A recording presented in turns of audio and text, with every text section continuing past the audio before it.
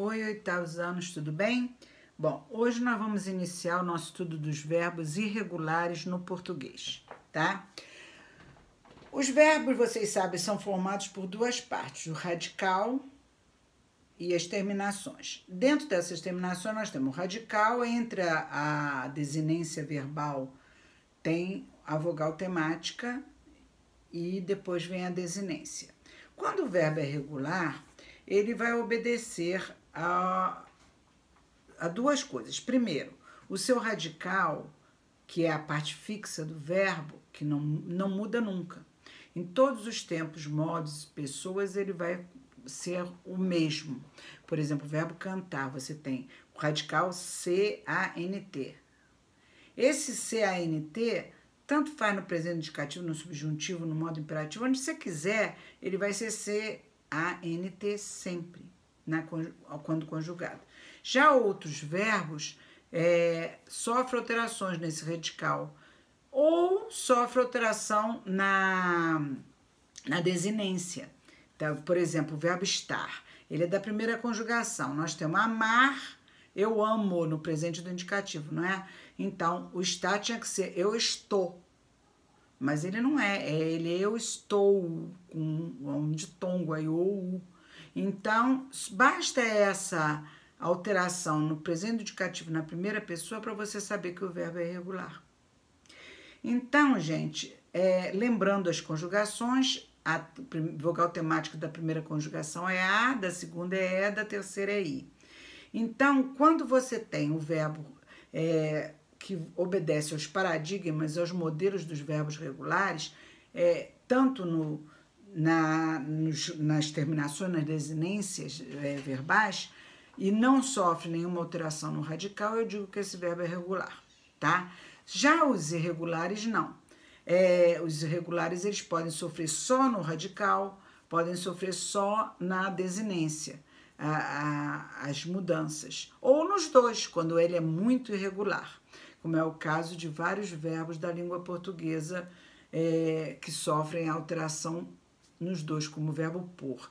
Falando do verbo pôr, muita gente pensa que o verbo pôr é de uma quarta conjugação, sei lá, mas não é. Ele é da segunda conjugação, porque você sabe que a nossa língua veio do latim, né? Como ela veio do latim, o verbo pôr também veio do latim. O verbo pôr chamava-se ponere, e aí ele foi sofrendo umas corruptelas, ponere, poer, e finalmente ele virou por, tá? Então, nesse caso, eu digo que a vogal temática do verbo por é o e.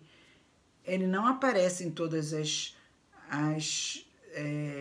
dos tempos verbais, nem em todas as pessoas gramaticais, mas isso não é só ele. Muitos verbos, a vogal temática não aparece.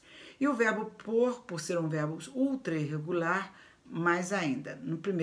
Por exemplo, no presente indicativo, verbo pôr, eu ponho, tu pões, ele põe, nós pomos, vós pondes, eles põem.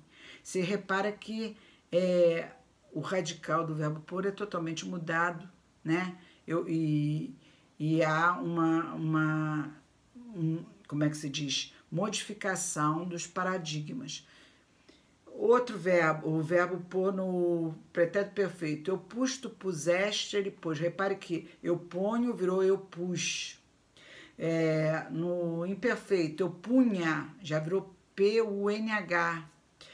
No mais perfeito, eu pusera, né? Então, reparem que esse verbo é ultra irregular.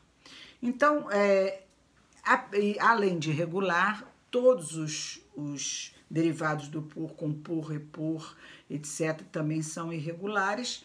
E esse verbo, eu só queria chamar a atenção dele porque ele termina em O e todo mundo fica, mas a segunda conjugação, a vogal temática não é?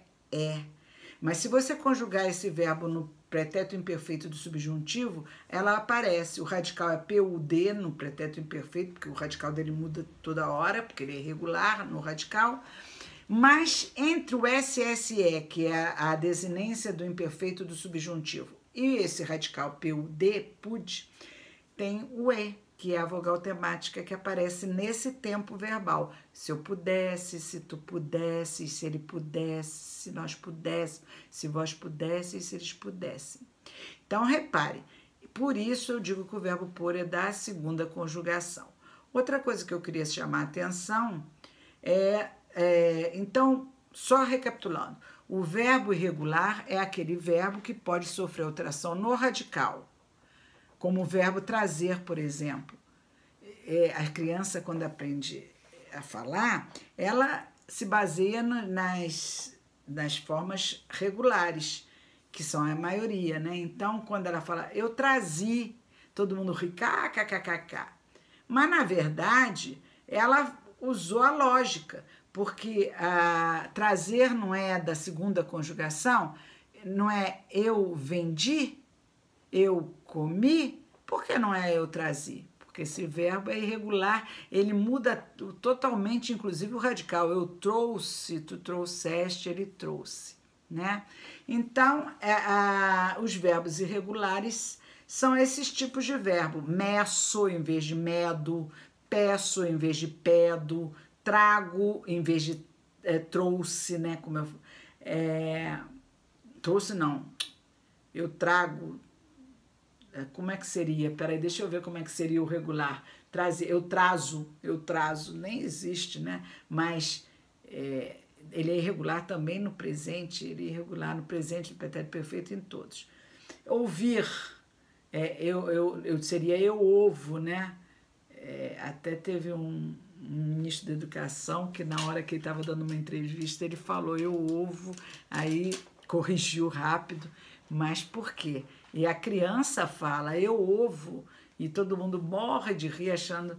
Mas é a lógica, porque se fosse seguir os padrões regulares, seria ovo mesmo. Mas não é eu ouço. Então, toda vez que houver essas mudanças, vocês já sabem que o verbo é irregular. E basta que tenha uma mudança. Por exemplo, na primeira pessoa do singular do presente indicativo, eu ouço, então eu já sei que esse verbo é irregular. Mesmo que em algum tempo dentro das conjugações ele seja regular, né? Acontece às vezes, principalmente no futuro do presente. O por mesmo, né? No futuro presente é eu porei, tu porás, ele porá, poremos, poreis, porão, que seria regular. Mas ele é irregular nos outros tempos, então ele é irregular. Bom, fora desses verbos regulares, eu queria falar de dois verbos da língua portuguesa, que é o verbo ser e o verbo ir, que são verbos anômalos. Anômalos é anormalidade, quer dizer, anormal. É porque eles são tão irregulares, mas tão irregulares, que eles se destacam dentro dos verbos irregulares, mesmo aqueles que são bastante regulares. Eles são mais irregulares ainda. Então, você vê, eu dei o exemplo na folhinha que eu fiz para vocês, eu botei verbo ser, eu sou, tu és, ele é, nós somos, vós sois, eles são. O verbo ir vira vá, eu vou, tu vais, ele vai, nós vamos, vós ides, eles vão. Então, repare, eles são tão irregulares que no pretérito perfeito, o verbo ser é eu fui, tu foste, ele foi, nós fomos, vós fostes, eles foram. E o verbo ir também. Eu fui, tu foste, ele foi, nós fomos, vós fostes, eles foram. Ué, são iguais? São. Só que como é que você distingue? Pelo sentido da frase. Então, eu fui professora do Antônio, verbo ser. Eu fui a Petrópolis, verbo ir, tá? Bom, gente, eu acho que é por aí, tá? Qualquer dúvida, depois a gente tira em aula. Um beijo.